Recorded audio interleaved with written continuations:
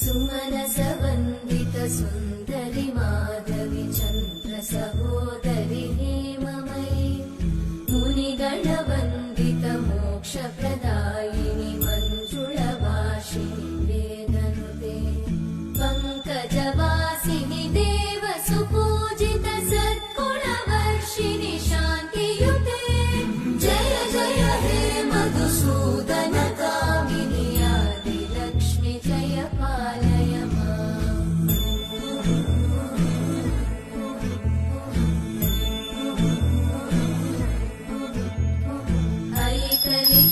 ऐकलिकल्मषनाशिनि कामिनि वैदिकरूपिणि